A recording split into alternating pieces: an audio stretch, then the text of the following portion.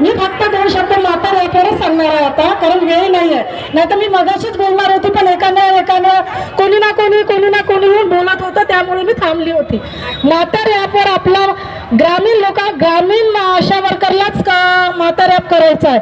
शहरीवाल्या म्हातार app करत नाही, आभा करत नाही, त्यानंतर आयुष्मान पण करत नाही. आणि ग्रामीणवाल्यांसाठी या सर्वांची सक्ती आहे. आज असं झालं, आपलं डोकं चालते का आपण जेव्हा ऑनलाईन काम करत आहे आणि ॲपवर पण करत आहे, त्यामुळे नाही का आपलं डोकं पूर्ण हेमरेज झालं आहे. आपण जेव्हा अहवाल देतो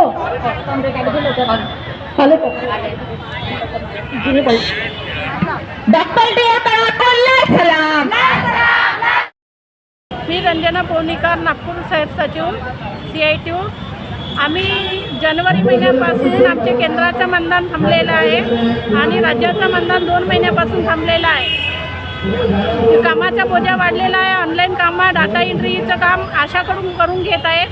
तरी सरकारला ज्या घटस्फोटित आणि विधवा आशा आहेत त्यांचं कसं परपंच चालायचं आणि यांचे मोठे मोठे उद्योगपती आहे त्यांचे घरं भरत आहे ती सरकार आणि आमच्या आशाताईवर दुर्लक्ष करत आहे. ह्या सरकारच्या येणाऱ्या महानगरपालिकेचा जो चुनाव होईल आम्ही यांना दाखवून देऊन काही सरकार कुठेपर्यंत यांच्या खुर्चीच्या खाली फेकण्याची आमची एवढी ताकद आहे. आम्ही आतापर्यंत त्यांना निवडून आणलं, पण त्यांनी आता आमचा विचार नाही करत. तरी त्यांना हे समजून नाही राहिलं का जे अदानी अंबानी आहे यांचे घरं भरले न होणारे का जे कर्मचारी आहे गरीब कर्मचारी त्यांचा विचार न करता महाराष्ट्राचे मुख्यमंत्री, प्रधानमंत्री विदेशाचे दौरे करतात आणि महानगरपालिका जे आहे आशावर बालमृत्यू, मातामृत्यू झाला तर आशावर दोषी ठरवतात का तुमच्यामुळे मेलेला आहे.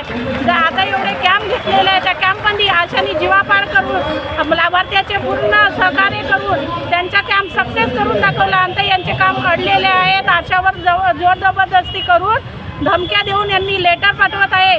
असा जर करत राहील तर तुम्ही काही लेटरची धमकी द्या, आम्ही तुमच्या लेटरच्या धमकीला घाबरत नाही.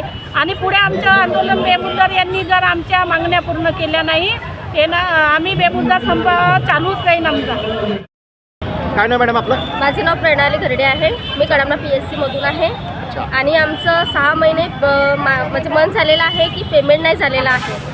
आणि सरकारला पण थोडंसं वाटलं पाहिजे की वारंवार आम्ही संपामध्ये उतरतो पण तरी पण काही निर्णय घेत नाही आहे. 2023मध्ये पण असंच आम्ही दिवाळीच्या समोरील आम्ही संप हे केलं होतं, पण ते लॉलीपॉप देतात की इतकी वाढ झाली तितकी वाढ झाली. आणि त्यांचं पण आता ऑनलाईन याच्यामध्ये खूप व्हायरल होत आहे की आशाचं पेमेंट वाढलं आहे, असं आहे तसं आहे. पण अजूनपर्यंत त्यांनी अजूनही वाढवलेलं नाही आहे. आणि आम्हाला 12,000मध्ये एवढं काम करून घेतात की ऑनलाईन डाटा वगैरे एंट्री सगळं आम्ही करतो. मग तसं आम्हाला मोबदला पण द्या ना, जेवढा आम्हाला पाहिजे त्यापेक्षा 26,000 रुपये आम्हाला मोबदला द्या आणि सगळं कामं करून घ्या. मग आयुष्यमान कार्ड, आभा कार्ड आणि एंट्री आम्ही सगळेच करतो. आता निश्चयची एंट्री आहे ती पण आम्ही करत आहोत, पण तसं आम्हाला मोबदला मिळत नाही आहे. म्हणून सरकारला निवेदन आहे की आमचा मोबदला पण वाढवावा आणि आम्हाला सरकारी समावेशनमध्ये समाविष्ट करावे आणि 26,000 रुपये वेतन द्यावे. पुढं काय कराल मग आता आपण मागणी पूर्ण नाही झाली? आमचं जे आहे आमचं जे CITUचं संघटना आहे ती जी म्हणेल ते मुद्दा संपा त्यांनी पुकारलेला आहे तर बेमुदत संपच राहणार आहे. काय सांगाल मॅडम आपण? आपलं नाव सांगा. आज कामं पण एवढे लावले का घरी जाऊनही आम्हाला ऑनलाईन एंट्री करावं लागते.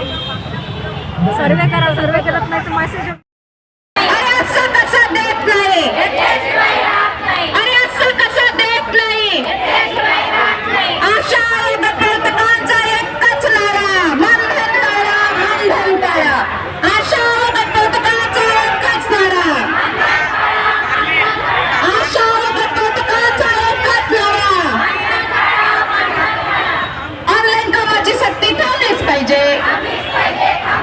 ऑनलाईन कामाची सक्ती थांबलीच पाहिजे. काँग्रेस DL करा मागे पडो, काँग्रेस DL करा मागे पडो. साठे साहेब काय नाव आपलं? मी राजेंद्र साठे, आशा व गटप्रवर्तक कर्मचारी युनियन CITUचा नागपूर जिल्हा अध्यक्ष आहे आणि राज्य काउन्सिल सभासद आहे. आज या संविधान चौकामध्ये आशा वर्कर व गटप्रवर्तक यांच्या विविध मागण्यांना घेऊन धरणे आंदोलन करण्यात आलं होतं. त्याचबरोबर इथे महसूल सेवक यांचंसुद्धा आंदोलन चालू आहे 13 सप्टेंबरपासून. आणि आशा वर्करच्या मागण्या आणि महसूल सेवकाच्या मागण्या या समान आहेत.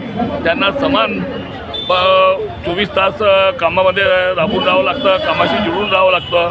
परंतु आशा वर्कर यांना 12,000 व गटपोतक यांना 18,500 म्हणजे गटपोतक म्हणजे त्यांच्या सुपरवायझर यांना 18,500 रुपये मानधन मिळतं. आणि महसूल सेवक आहेत यांना फक्त 15,000 रुपये मानधन मिळतं. परंतु महसुलाची जी व्यवस्था पाहण्याचं काम आहे, महसूल लोकांकडून काढून घेण्याचं जे काम आहे हे महसूल सेवक करतात.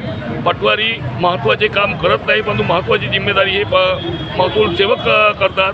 म्हणून CITU तर्फे आज राज्याचे अध्यक्ष डॉक्टर DL कराड इथे आले होते आणि आम्ही महसूल सेवक कर्मचाऱ्यांच्या आंदोलनाला पाठिंबा देत महसूल सेवक असो, आशा वर्कर असो या गटप्रवर्तक असो या सर्वांना शासकीय कर्मचाऱ्याचा दर्जा या शासनानं द्यावा, कारण की शासनाचे प्रमुख काम करत आहेत. त्याचबरोबर त्यांना किमान 26,000 रुपये वेतन द्यावे आणि 5 लाख रुपये रिटायरमेंटनंतर ग्रॅज्युइटी द्यावी आणि 10,000 रुपये पेन्शन द्यावे ही आमची शासनाला मागणी आहे. परंतु सरकार यावर दुर्लक्ष करत आहे आणि अडाणी आणि अंबानीसारख्या मोठ्या उद्योगपत्यांच्या हिताचे काम करत आहे.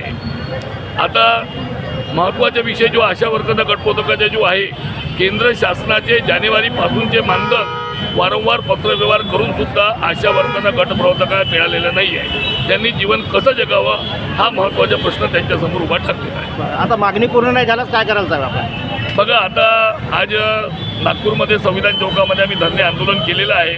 येत्या 10 तारखेला मुंबईच्या आझाद मैदानामध्ये हजारोच्या संख्येने आशा वर्कर व गटप्रवर्तक महाराष्ट्र आशा गटपोतक कृती समितीतर्फे धरणे आंदोलन करणार आहेत.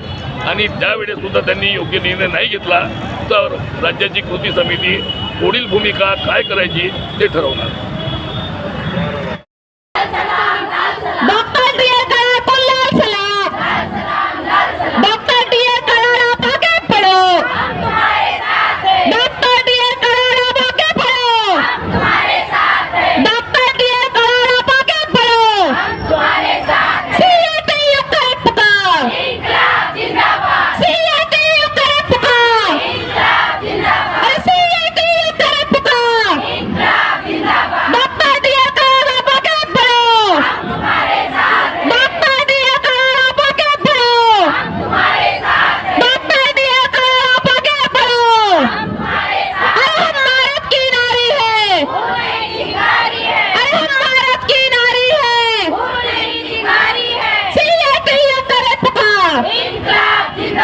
डॉक्टर DL कराड आपल्यासमोर उपस्थित झाले.